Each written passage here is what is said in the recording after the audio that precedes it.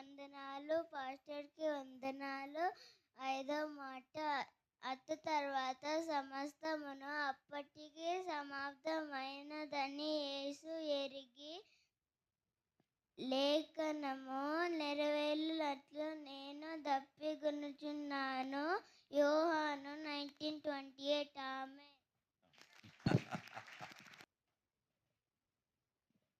స్తోత్రం దేవా, పరిశుద్ధుడా నీకు స్తోత్రం నాయన, మహాగణుడా నీకు స్తోత్రం నాయన. 5వ మాటగా ప్రభువా తండ్రి, నువ్వు సిలువ మీద మాట్లాడిన మాటను పెట్టాయా మీ వాక్యపు ఉపదేశకులు నాయన మరి పరిస్థితి వర్ణిస్తూ ఉండగా ప్రభు మా హృదయాలను తెరవండి.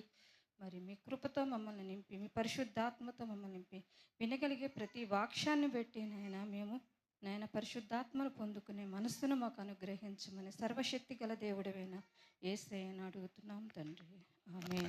లేఖనము నెరవేరునట్లు ఇదంతయు, అందరూ చెప్పండి మాట మళ్ళొక్కసారి. లేఖనము నెరవేరునట్లు నేను దప్పిక కొనుచున్నాను. చెప్పండి అన్నమాట, చెప్పండి. అంటే లేఖనాల్లో ఏం రాసుంది? నువ్వు ఈ టైంకి దప్పిక కొని ఉండాలి అని రాసుంది. కాబట్టి నేను ఈ టైంకి నేనేమవుతున్నాను అంటే నాకు దాహం వేస్తుందా ఇట్లా తర్వాత సంగతి, కానీ లేఖనములో ఏదైతే నా గురించి రాసి ఉందో దాన్ని నేనేం చేయాలి? అందరూ చెప్పాలి. లేఖనములో నా గురించి ఏమైతే రాసి ఉందో దానిని నేనేం చేయాలి? విశ్వాసిగా లేఖనంలో నా గురించి కొన్ని విషయాలు రాసున్నాయి. ఓ విశ్వాసి పలానా విధానంలో ఉండాలి, ఓ శిష్యుడా పలానా విధానంలో ఉండాలి, ఓ నాయకుడా, ఓ పరిచర్య చేస్తున్న వ్యక్తి, ఓ కాపరి నువ్వు పలానా విధానంలో ఉండాలి అని చెప్పని నా గురించి లేఖనాల్లో కొన్ని రాసి ఉన్నాయి. వాటిని నేనేం చేయాలి? చెప్పాలి. ఇంటి ఇష్టం లేదండి మాట గట్టి చెప్పండి అందరూ. ఎవరు నెరవేర్చాలి? నా గురించి ఏమై ఉన్నదో నేను దాన్ని నెరవేర్చాలి. ఎవరో వచ్చి నెరవేర్చరు. నా గురించి ఏదైతే రాయబడి ఉందో దానిని నేను నెరవేర్చాలి. ఎవరో వచ్చి నెరవేరుస్తారు అంటానికి కుదరదు. అవునా? ఆకలి లేఖనము నెరవేరునట్లు నేనేమవుతున్నాను? మీకు దప్పిక ఉందా? దాహం ఉందా? అరే మళ్ళీ మర్చిపోయిండ్రా.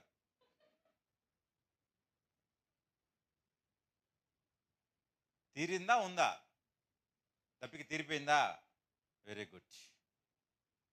మత్తయి సువార్తలో 5వ అధ్యాయంలో ఒక మాట ఉంటుంది, నీతి కొరకు ఆకలి దప్పిక గలవారు ధన్యులు. చెప్పండి, గట్టి చెప్పండి. వారు తృప్తి పరచబడుదురు. దప్పిక దేని కొరకు ఉండాలి అని అంటే, ఆకలి దప్పిక దేని కొరకు ఉండాలి అని అంటే నీతి కొరకు. నీతి అంటే అర్థం ఏంటిదని అంటే ఆజ్ఞల్ని పాటించటము.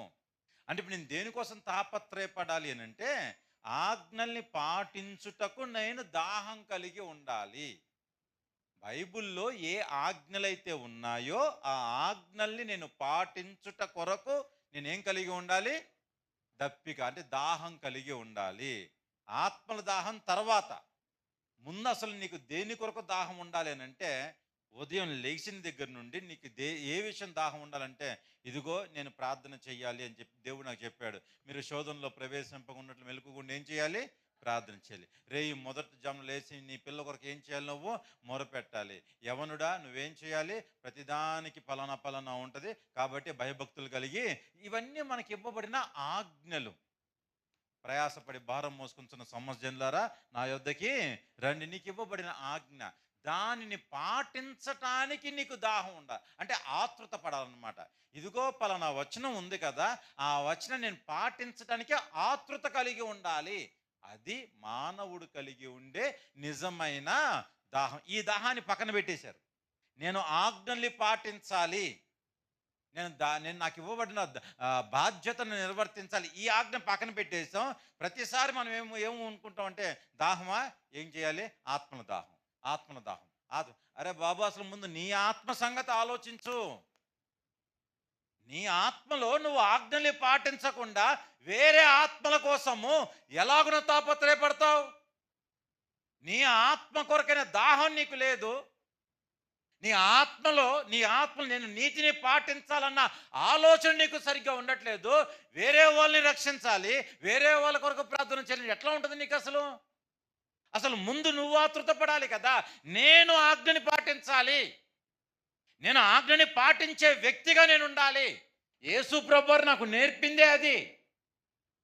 యేసు ప్రభువారు శిష్యుడిగా మారిన తర్వాత పలానా ఉండాలి అని చెప్పినప్పుడు ప్రతి ఒక్క శిష్యుడు కూడా చేసిన పని ఏంటిదంటే, ఏ ఆజ్ఞలు దేవుడు మాకు ఇచ్చాడు ఆ ఆజ్ఞలు మేమేం చేస్తూ ఉండాలి.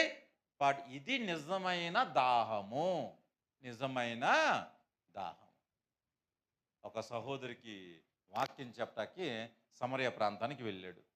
వెళ్ళిన తర్వాత అమ్మ నాకు దాహం ఇమ్మమ్మా అని అడిగాడా? ఎటు చెప్పాలి? నా దాహాన్ని అందరూ చెప్పాలి. నా దాహాన్ని చెప్పాడా లేదా? చెప్పాడా? అక్కడ ఏం దాహం తీర్చింది? వెళ్ళి సువార్త చెప్పి ఏం చేసింది? అది చేయలేదు అక్కడ అసలు. అది కాదు ఆమె చేసిన పని. ఎప్పుడైతే యేసు ప్రభువారు మాట్లాడటం మొదలుపెట్టాడో హృదయంలో ఏం కలగటం మొదలుపెట్టింది ఆమెకి? పశ్చాత్తాపం, మార్పు. ఇది ఆమె ఇచ్చిన దాహం ఆయనకి. అంతేగాని ఊరంతా సువార్త చెప్పడం అది వేరే విషయం, ఆ తర్వాత సంగతి. ఫస్ట్ ఏ దాహాన్ని తీర్చిందయ్యానంటే, ఇప్పుడు మిమ్మల్ని పిల్లలు మీకు దాహం వేస్తుంది, మజ్జిగ అడిగారు, లేకపోతే ఏదో మంచినీళ్ళు అడిగారు, బావి తవ్వుతాము, బోరు వేపిస్తాము, అప్పుడు వాటర్ వచ్చినది మీకు ఇస్తామన్నారు అనుకోండి, కుదిరిద్దా? అరే బాబు ముందు ఇయ్యుంటే పోయి ముందు అవి మంచిర నీళ్ళ లేకపోతే మజ్జిగ రసం తర్వాత సంగతి.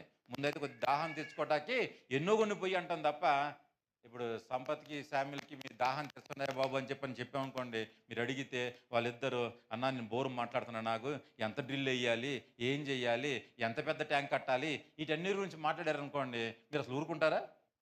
ఇద్దరి మీద ఎగబడిపోరు, అవునా కాదా? ఏం దాహం తీర్చింది? నేను ఊరిల్లొస్తాను, ఊర్లో జనాలు పట్టుకోతాను చెప్పలేదామా?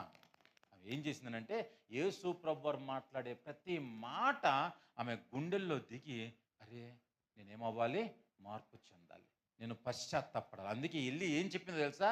నేను చేసినవన్నీ నాతో చెప్పిన వాడిని వచ్చి చూడండి, నన్ను స్వస్థపరిచిన వాడిని వచ్చి చూడండి, నన్ను బలపరిచిన వాడిని చూడండి కాదు, నన్ను మార్చిన వాడిని వచ్చి చూడండి, నా తప్పు నేను ఒప్పుకునేటట్లు చేసిన వాడిని వచ్చి చూడండి. అక్కడ రాయబడిన మాట, తన కుండ విడిచి వెళ్ళాను అని ఉంటుంది అక్కడ. తన కుండ విడిచి వెళ్ళాను, విడిచిపెట్టేసింది. తన గతపు జీవితము, తన పాత జీవితాన్ని విడిచిపెట్టేసింది. కాబట్టి ఎవరి దాహం తీరింది? యేసయ్య దాహం తీరింది. ఊర్లో జనాలను చూసిన యేసయ్య దాహం తీరలేదు అక్కడ, అంతకు ముందే తీర్చేసింది. తర్వాత శిష్యులు వచ్చి అంటా ఉన్నారు, అయ్యా మేము ఫుడ్ పట్టుకొచ్చాం, నాకు అయిపోయింది, నా ఆకలి తీరిపోయింది. నువ్వు తీర్చాల్సిన దాహం ఏంటిది అని అంటే, మారు మనసుకు తగిన ఫలములు ఫలించుడి ఆజ్ఞ చెప్పాడా లేదా? ఇప్పుడు దాన్ని ఏం చేయటానికి అలవాటు పడాలి? చెప్పడాక చేయటానికి అలవాటు పడాలి. నువ్వు చేయటానికి అలవాటు పడితే, నీతిని నెరవేర్చడానికి అలవాటు పడితే, అప్పుడు నువ్వేం చేస్తున్నట్లంటే యేసు ప్రభు యొక్క దాహాన్ని తీర్చినట్లు. అర్థమైందా? హల్లెలూయా. టు బి కంటిన్యూ, మళ్ళీ తర్వాత చెప్తాను. 6వ వాక్యంలోనికి వెళ్దాము.